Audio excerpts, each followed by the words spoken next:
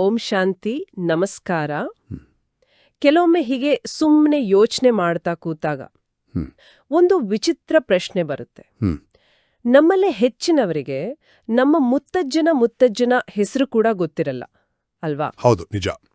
ಹಾಗಿರುವಾಗ ಈ ಇಡೀ ಮನುಷ್ಯ ಸೃಷ್ಟಿಯ ಗ್ರೇಟ್ ಗ್ರೇಟ್ ಗ್ರ್ಯಾಂಡ್ ಫಾದರ್ ಅಂದ್ರೆ ಆದಿ ಪಿತಾಮಹ ಯಾರು? ಮತ್ತೆ ಅದಕ್ಕಿಂತ ಮುಖ್ಯವಾಗಿ ಅವರ ನಿಜವಾದ ವೃತ್ತಿ, ಪ್ರೊಫೆಷನ್ ಏನಿರ್ಬೋದು? ಇದು ತುಂಬಾ ಆಳವಾದ ಪ್ರಶ್ನೆ. ಇದೇ ಪ್ರಶ್ನೆಯೇ ನಮ್ಮ ಇವತ್ತಿನ ಚರ್ಚೆಯ ಕೇಂದ್ರಬಿಂದು. ಹೌದು. ನಾವು ಇವತ್ತು ಜನವರಿ 9, 2026 ಒಂದು ಆಧ್ಯಾತ್ಮಿಕ ಪ್ರವಚನದ ಕೆಲವು ಭಾಗಗಳನ್ನ ಆಳವಾಗಿ ನೋಡೋಣ. ನಮ್ಮ ಉದ್ದೇಶ ಕೇವಲ ಆ ಆದಿಪಿತಾಮಹ ಯಾರು ಅಂತ ತಿಳಿಯೋದಲ್ಲ, ಬದಲಿಗೆ ಅವರ ಆ ಅಲೌಕಿಕ ವೃತ್ತಿ ಇದೆಯಲ್ಲ, ಅದರ ರಹಸ್ಯವನ್ನ ಅರ್ಥ ಮಾಡಿಕೊಂಡು ಅದನ್ನ ನಮ್ಮ ಜೀವನಕ್ಕೆ ಹೇಗೆ ಜೋಡಿಸ್ಬೋದು ಅಂತ ನೋಡೋದು. ವಾವ್! ಅಂದ್ರೆ ಈ ಇಡೀ ಚರ್ಚೆಯ ಸಾರಾಂಶವೇ ಸತ್ಯ ತಂದೆಯೊಂದಿಗೆ ಸತ್ಯವಾಗಿರುವುದು ಅನ್ನೋ ಒಂದು ವಾಕ್ಯದಲ್ಲಿದೆ. ನಿಖರವಾಗಿ. ಕೇಳೋಕೆ ತುಂಬಾ ಸರಳ ಅನ್ಸಿದ್ರೂ ಇದ್ರೊಳಗೆ ಒಂದು ದೊಡ್ಡ ಅರ್ಥ ಅಡಗಿದೆ ಅನ್ಸುತ್ತೆ. ಅಂದ್ರೆ ಇದು ಕೇವಲ ಫಿಲಾಸಫಿ ಅಲ್ಲ ಅಲ್ವಾ? ಖಂಡಿತ ಅಲ್ಲ. ಇದು ಶ್ರೇಷ್ಠ ಜೀವನ ನಡೆಸೋಕೆ ಬೇಕಾದ ಪ್ರಾಕ್ಟಿಕಲ್ ಮೆಥಡ್ಸ್, ದಾರಿಯಲ್ಲಿ ಬರೋ ಅಡೆತಡೆಗಳ ಬಗ್ಗೆ ವಾರ್ನಿಂಗ್, ಹೀಗೆ ಎಲ್ಲವನ್ನೂ ಒಳಗೊಂಡಿದೆ. ನಮ್ಮ ಮೂಲ ಸ್ವರೂಪದ ಅರಿವು ಮತ್ತೆ ನಮ್ಮ ಆಂತರಿಕ ಸ್ಥಿತಿಯನ್ನ ಯಾವುದೇ ಪರಿಸ್ಥಿತಿಯಲ್ಲೂ ಸ್ಥಿರವಾಗಿಟ್ಕೊಡೋದು ಹೇಗೆ ಅನ್ನೋ ಕಲೆ ಬಗ್ಗೆ ಇದು ಮಾತಾಡುತ್ತೆ. ಸರಿ, ಹಾಗಾದ್ರೆ ಶುರು ಮಾಡೋಣ. ಖಂಡಿತ. ಈ ಗ್ರೇಟ್ ಗ್ರೇಟ್ ಗ್ರ್ಯಾಂಡ್ ಫಾದರ್ ಅಂದ್ರೆ ಪ್ರಜಾಪಿತ ಬ್ರಹ್ಮರ ಬಗ್ಗೆ ಈ ಮೂಲದಲ್ಲಿ ಒಂದು ಬಹಳ ಮುಖ್ಯವಾದ ವಿಚಾರವನ್ನ ಒತ್ತಿ ಹೇಳಲಾಗಿದೆ.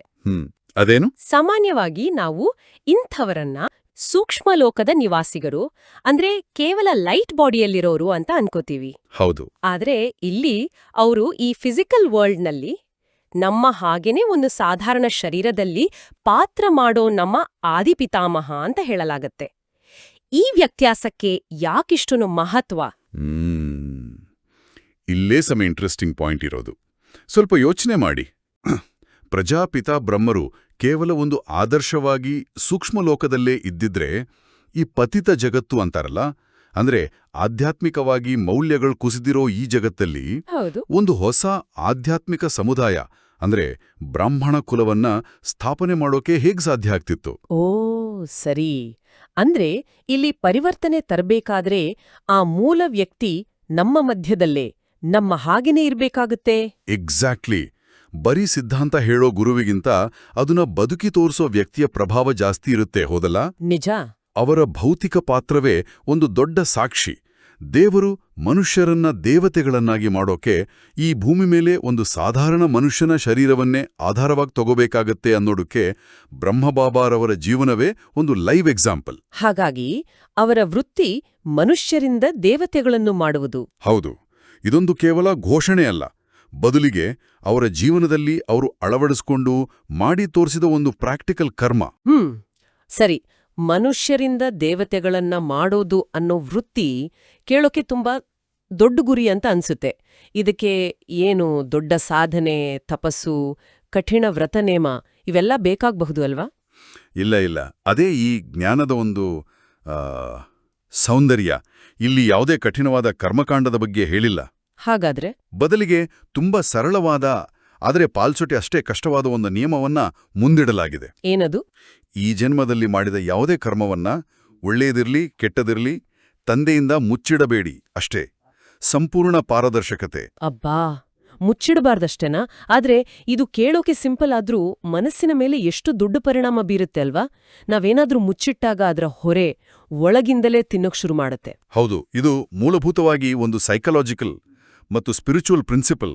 ನಾವೇನಾದ್ರೂ ಮುಚ್ಚಿಟ್ಟಾಗ ಅದರ ಗಿಲ್ಟ್ ಫೀಲಿಂಗ್, ಆ ಅಪರಾಧ ಪ್ರಜ್ಞೆ ನಮ್ಮ ಶಕ್ತಿ, ನಮ್ಮ ಖುಷಿಯನ್ನ ಒಳಗೊಳಗೇನೆ ನಾಶ ಮಾಡುತ್ತೆ.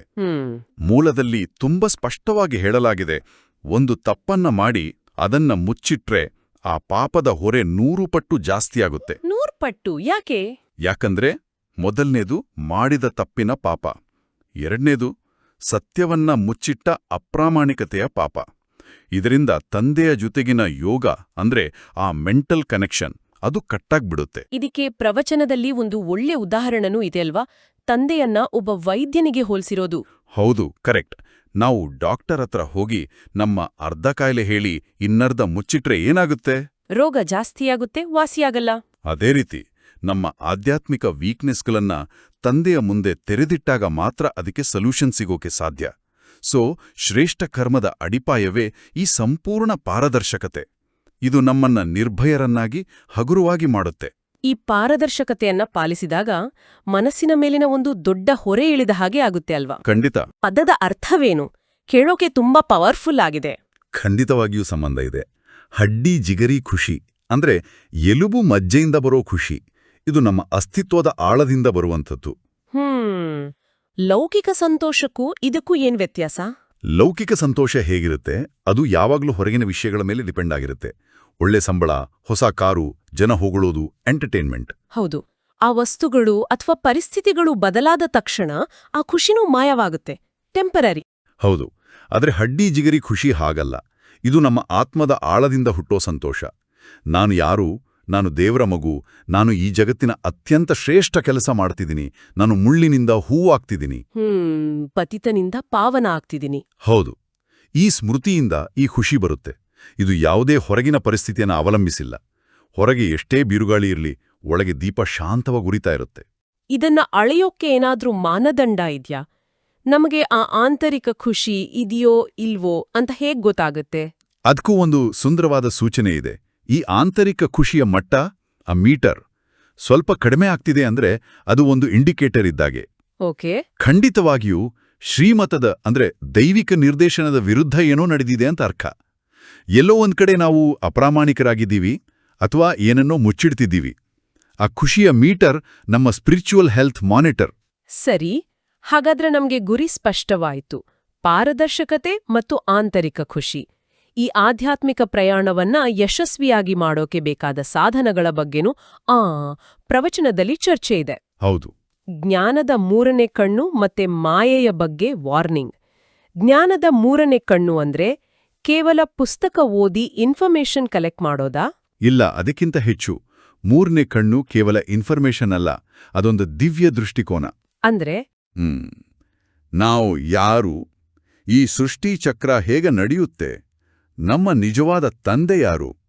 ಈ ಜ್ಞಾನವನ್ನ ಬುದ್ಧಿಯಲ್ಲಿ ಇಟ್ಕೊಂಡು ತಂದೆಯನ್ನ ನೆನಪು ಮಾಡಿದಾಗ, ಅಂದ್ರೆ ಯೋಗ ಮಾಡಿದಾಗ, ಈ ಮೂರನೇ ಕಣ್ಣು ಆಕ್ಟಿವೇಟ್ ಆಗುತ್ತೆ. ಆಗ ಆ ಜ್ಞಾನ ಕೇವಲ ಮಾಹಿತಿಯಾಗಿ ಉಳಿಯಲ್ಲ, ಅದು ಶಕ್ತಿಯಾಗಿ, ಪವರ್ ಆಗಿ ಕನ್ವರ್ಟ್ ಆಗುತ್ತೆ. ಸಾಮಾನ್ಯ ಕಣ್ಣುಗಳಿಗೆ ಕಾಣಿಸ್ತದ್ದನ್ನು ನೋಡೋ ಶಕ್ತಿ ಬರುತ್ತೆ. ಅದೇ ಸಮಯದಲ್ಲಿ ಮಾಯೆ ಅಥವಾ ನೆಗೆಟಿವ್ ಶಕ್ತಿಗಳ ಬಗ್ಗೆನೂ ಒಂದು ಎಚ್ಚರಿಕೆ ಕೊಟ್ಟಿದ್ದಾರೆ.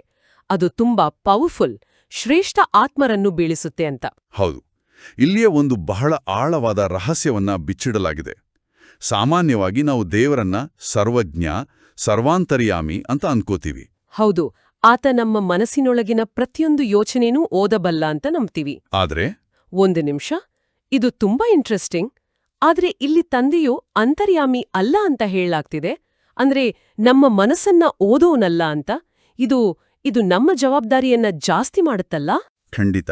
ಇದರ ಹಿಂದಿನ ತತ್ವ ಏನು ಅಂದ್ರೆ, ದೇವರು ನಮ್ಮ ಮನಸ್ಸನ್ನ ಓದಿ ತಾನಾಗೇ ಎಲ್ಲವನ್ನೂ ಸರಿ ಮಾಡಿದ್ರೆ ನಮ್ಮ ಸ್ವಂತ ಪ್ರಯತ್ನಕ್ಕೆ, ನಮ್ಮ ಪ್ರಾಮಾಣಿಕತೆಗೆ ಬೆಲೆಯಲ್ಲಿರುತ್ತೆ? ಓ ಸರಿ. ಇಲ್ಲಿ ಸಂಬಂಧ ಭಯ ಅಥವಾ ಕಂಟ್ರೋಲ್ ಮೇಲೆ ನಿಂತಿಲ್ಲ, ಬದಲಿಗೆ ಪ್ರೀತಿ ಮತ್ತು ನಂಬಿಕೆ ಮೇಲೆ ನಿಂತಿದೆ. ನಾನು ನಿಮ್ಮ ಸಮಾಚಾರ ಮತ್ತು ನಡತೆಯನ್ನು ತಿಳಿಯುತ್ತೇನೆ, ನೀವು ಬಂದು ಹೇಳಿದಾಗ ತಿಳಿಯುತ್ತೇನೆ ಅಂತ ತಂದೆ ಹೇಳೋ ಮೂಲಕ ಅವರು ನಮ್ಮೇಲೆ ಜವಾಬ್ದಾರಿ ಹಾಕ್ತಿದ್ದಾರೆ. ಸತ್ಯವನ್ನ ಹೇಳೋ ಧೈರ್ಯ ನಮ್ದಾಗಿರ್ಬೇಕು ಅಂತ. ಹೌದು, ನಾವು ಪ್ರಾಮಾಣಿಕವಾಗಿ ಒಪ್ಪಿಕೊಂಡಾಗ ಮಾತ್ರ ಪರಿಹಾರ ಸಿಗುತ್ತೆ ಅನ್ನೋದು ನಮ್ಮನ್ನ ಹೆಚ್ಚು ಜವಾಬ್ದಾರಿಯುತರನ್ನಾಗಿ ಮಾಡುತ್ತೆ. ಅಂದ್ರೆ ಸಂಬಂಧ ಅನ್ನೋದು ಪಾರದರ್ಶಕತೆ ಮತ್ತು ಕಮ್ಯುನಿಕೇಷನ್ ಮೇಲೆ ನಿಂತಿದೆ. ಇದು ಆಧ್ಯಾತ್ಮಿಕ ಸಂಬಂಧಕ್ಕೂ ಅಪ್ಲೈ ಆಗುತ್ತೆ. ಇದು ತುಂಬಾ ಪವರ್ಫುಲ್ ಚಿಂತನೆ. ಇದೆಲ್ಲ ಸರಿ, ಕೇಳೋಕ್ ಚೆನ್ನಾಗಿದೆ. ಆದ್ರೆ ದಿನನಿತ್ಯದ ಜೀವನದಲ್ಲಿ ಇದನ್ನ ಅಳವಡಿಸ್ಕೊಳ್ಳೋದು ಹೇಗೆ? ಇದಕ್ಕಾಗಿ ಧಾರಣೆಗೆ ಕೆಲವು ಮುಖ್ಯ ಅಂಶಗಳನ್ನ ಕೊಟ್ಟಿದ್ದಾರೆ. ಜೊತೆಗೆ ಜೀವನದ ಘಟನೆಗಳನ್ನ ಒಂದು ಪಾಯಿಂಟ್ ಅಥವಾ ಬಿಂದು ರೂಪದಲ್ಲಿ ನೋಡೋ ಕಾನ್ಸೆಪ್ಟ್ ಕೂಡ ತುಂಬಾ ಆಸಕ್ತಿಕರವಾಗಿದೆ. ಹೌದು, ಧಾರಣೆಯ 2 ಮುಖ್ಯ ಅಂಶಗಳನ್ನ ಸ್ಪಷ್ಟವಾಗಿ ತಿಳಿಸಲಾಗಿದೆ. ಮೊದಲನೇದು, ನಾವಾಗ್ಲೇ ಚರ್ಚೆ ಮಾಡಿದ ಹಾಗೆ ತಂದೆ ಜೊತೆ ಸಂಪೂರ್ಣ ಸತ್ಯವಾಗಿರೋದು, ನಮ್ಮ ವೀಕ್ನೆಸ್ಗಳನ್ನ ಮುಚ್ಚಿಡದೆ ಅವರಿಗೆ ಸಮರ್ಪಿಸೋದು. ಸರಿ. ಎರಡನೇದು ಎರಡನೇದು, ಜ್ಞಾನದ ಪಾಯಿಂಟ್ಸನ್ನ ಕೇವಲ ಕೇಳೋದಲ್ಲ, ಅದನ್ನ ಬುದ್ಧಿಯಲ್ಲಿಟ್ಕೊಂಡು ಅದರ ಬಗ್ಗೆ ಚಿಂತನೆ ಮಾಡಿ ಬುದ್ಧಿವಂತರಾಗೋದು. ಈ ಬುದ್ಧಿವಂತಿಕೆಯಿಂದಲೇ ಆ ಆಂತರಿಕ ಖುಷಿಯನ್ನ ಸ್ಟೇಬಲ್ ಆಗಿ ಇಟ್ಕೊಳ್ಳೋಕ್ಕಾಗೋದು. ಇನ್ನು ಆ ಬಿಂದುವಿನ ಪರಿಕಲ್ಪನೆ. ಜೀವನದ ಯಾವುದೇ ಘಟನೆಯನ್ನ ಒಂದು ಸಣ್ಣ ಬಿಂದು ಅಂತ ಭಾವಿಸೋದು. ಇದು ಹೇಗೆ ವರ್ಕ್ ಆಗತ್ತೆ? ಇದು ಸಾಕ್ಷಿ ಸ್ಥಿತಿಯನ್ನ ತಲುಪೋಕೆ ಒಂದು ಮಾಸ್ಟರ್ ಕೀ ಇದ್ದಾಗೆ. ಜೀವನದಲ್ಲಿ ಯಾವುದೇ ದೊಡ್ಡ ಸಮಸ್ಯೆ ಬರಲಿ, ಅವಮಾನ ಆಗ್ಲಿ, ಸೋಲಾಗ್ಲಿ, ಆ ದೃಶ್ಯವನ್ನ ನಾಟಕದ ಒಂದು ಸಣ್ಣ ಬಿಂದು ಅಂತ ಭಾವಿಸಿ ಅದರಿಂದ ಸ್ವಲ್ಪ ದೂರ ನಿಂತು ಸಾಕ್ಷಿಯಾಗಿ ನೋಡಿದಾಗ ನಾವು ಅದರಲ್ಲಿ ಸಿಕ್ಕಾಕೊಳ್ಳಲ್ಲ. ಒಂದು ಉದಾಹರಣೆ ಕೊಡಬಹುದಾ? ಖಂಡಿತ. ಪಾಯಿಂಟಲಿಸಂ ಅಂತ ಒಂದು ಚಿತ್ರಕಲಾ ಶೈಲಿ ಇದೆ. ಹತ್ರದಿಂದ ನೋಡಿದರೆ ಸಾವಿರಾರು ಬಣ್ಣದ ಚುಕ್ಕೆಗಳು, ಬಿಂದುಗಳು ಮಾತ್ರ ಕಾಣಿಸುತ್ತವೆ. ಏನೂ ಅರ್ಥ ಆಗಲ್ಲ. ಹೌದು ಹೌದು. ಆದ್ರೆ ಅದೇ ಚಿತ್ರವನ್ನ ದೂರದಿಂದ ನೋಡಿದಾಗ ಆ ಎಲ್ಲಾ ಚುಕ್ಕೆಗಳು ಸೇರಿ ಒಂದು ಸುಂದರವಾದ, ಅರ್ಥಪೂರ್ಣವಾದ ಚಿತ್ರವಾಗಿ ಕಾಣಿಸುತ್ತೆ. ನಿಖರವಾಗಿ, ಎಕ್ಸಾಕ್ಟ್ಲಿ. ನಮ್ಮ ಜೀವನನೂ ಅಷ್ಟೇ. ಒಂದು ಘಟನೆಯೊಳಗೆ ನಾವು ಪೂರ್ತಿಯಾಗಿ ಮುಳುಗಿ ಹೋದಾಗ ನಮಗೆ ಕೇವಲ ನೋವು, ಗೊಂದಲ, ಅನ್ಯಾಯ ಕಾಣಿಸುತ್ತೆ. ಆದರೆ ಅದೇ ಘಟನೆಯನ್ನ ಇದು ಈ ದೊಡ್ಡ ನಾಟಕದ ಒಂದು ಸಣ್ಣ ಬಿಂದು ಅಷ್ಟೇ ಅಂತ ಸಾಕ್ಷಿಯಾಗಿ ನೋಡಿದಾಗ ಅದರ ಭಾವನಾತ್ಮಕ ಪ್ರಭಾವ ನಮ್ಮ ಮೇಲೆ ಕಡಿಮೆ ಆಗುತ್ತೆ. ಈ ದೃಷ್ಟಿಕೋನ ನಮ್ಮನ್ನ ಯಾವುದೇ ಪರಿಸ್ಥಿತಿಯಲ್ಲೂ ಅಚಲ, ಅಡೋಲ ಅಂದ್ರೆ ಸ್ಥಿರವಾಗಿ ಇಡುತ್ತೆ.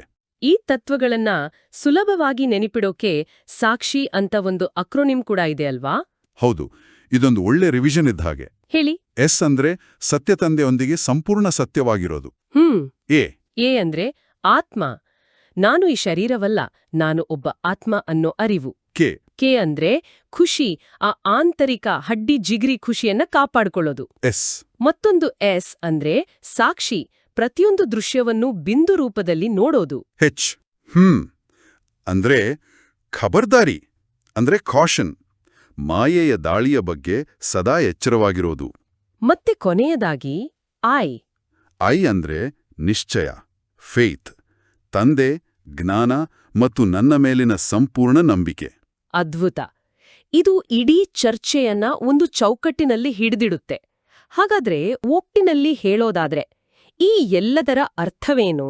ನೋಡಿ, ಆಧ್ಯಾತ್ಮಿಕ ಉನ್ನತಿಯ ಮಾರ್ಗ ಕಠಿಣ ವ್ರತ ನೇಮಗಳಲ್ಲಿ ಅಥವಾ ಹೊರಗಿನ ಆಚರಣೆಗಳಲ್ಲಿಲ್ಲ. ಬದಲಿಗೆ ನಮ್ಮನ್ನ ನಾವು ದೇವರ ಮುಂದೆ ಸಂಪೂರ್ಣವಾಗಿ, ಪ್ರಾಮಾಣಿಕವಾಗಿ ತೆರೆದಿಡೋದ್ರಲ್ಲಿದೆ. ನಮ್ಮ ದೊಡ್ಡ ಶಕ್ತಿಯೇ ನಮ್ಮ ದೌರ್ಬಲ್ಯಗಳನ್ನ ಒಪ್ಪಿಕೊಳ್ಳೋ ಧೈರ್ಯ. ಆ ಪಾರದರ್ಶಕತೆಯೇ ನಿಜವಾದ ಆನಂದಕ್ಕೆ ಇಂಧನ. ಹೌದು. ನಮ್ಮ ನಿಜವಾದ ಆಧ್ಯಾತ್ಮಿಕ ವಂಶಾವಳಿಯನ್ನ ಅರ್ಥ ಮಾಡ್ಕೊಳ್ಳೋದ್ರಿಂದ ಹಿಡಿದು ಪಾರದರ್ಶಕತೆ, ಆಳವಾದ ಆಂತರಿಕ ಖುಷಿ ಮತ್ತೆ ಜೀವನದ ಸವಾಲುಗಳನ್ನ ಎದುರಿಸೋಕೆ ಸಾಕ್ಷಿ ದೃಷ್ಟಿಕೋನವನ್ನ ಬಳಸೋ ಪ್ರಾಕ್ಟಿಕಲ್ ಸ್ಟೆಪ್ಸ್ವರೆಗೆ ಇದೊಂದು ಕಂಪ್ಲೀಟ್ ಗೈಡ್ ಇದ್ದ ಹಾಗೆ. ಸರಿಯಾಗಿ ಹೇಳಿದ್ರಿ. ಇದು ನಮ್ಮನ್ನ ಹೊರಗಿನ ಆಧಾರಗಳಿಂದ ಫ್ರೀ ಮಾಡಿ ನಮ್ಮ ಒಳಗಿನ ಶಕ್ತಿಯ ಮೇಲೆ ನಿಲ್ಲುವ ಹಾಗೆ ಮಾಡುತ್ತೆ. ಕೊನೆಯದಾಗಿ ಈ ಪ್ರವಚನವು ಚಿಂತನೆಗಾಗಿ ಒಂದು ಆಳವಾದ ಪ್ರಶ್ನೆಯನ್ನ ನಮ್ಮ ಮುಂದೆ ಇಡುತ್ತೆ. ಪ್ರತಿಯೊಬ್ಬರೂ ತಮ್ಮನ್ನು ತಾವು ಕೇಳಿಕೊಳ್ಳಬಹುದಾದ ಪ್ರಶ್ನೆ ಇದು.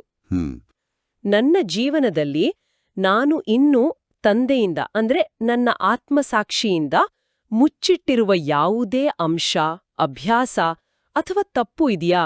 ಇದು ತುಂಬಾ ಪವರ್ಫುಲ್ ಪ್ರಶ್ನೆ. ಹೌದು. ಮತ್ತೆ ಒಂದು ಪ್ರಾಕ್ಟಿಕಲ್ ಚಾಲೆಂಜ್. ಇವತ್ತಿನ ದಿನದ ಸಣ್ಣ ಸಣ್ಣ ವಿಷಯಗಳಲ್ಲಿ, ಉದಾಹರಣೆಗೆ ಟ್ರಾಫಿಕ್ ಜಾಮ್ನಲ್ಲಿ ಸಿಕ್ಕಾಕೊಂಡಾಗ ಅಥವಾ ಯಾರಾದ್ರೂ ಏನಾದ್ರೂ ಅಂದಾಗ ಅದರಿಂದ ಭಾವನಾತ್ಮಕವಾಗಿ ದೂರ ಸರಿದು ಅದನ್ನ ಒಂದು ಬಿಂದು ಅಂತ ಸಾಕ್ಷಿಯಾಗಿ ನೋಡೋ ಅಭ್ಯಾಸವನ್ನ ನಾನು ಹೇಗೆ ಮಾಡಬಹುದು? ಈ ಪ್ರಶ್ನೆಗಳೊಂದಿಗೆ ಇಂದಿನ ಈ ಅವಲೋಕನವನ್ನ ಮುಗಿಸೋಣ. ಓಂ ಶಾಂತಿ.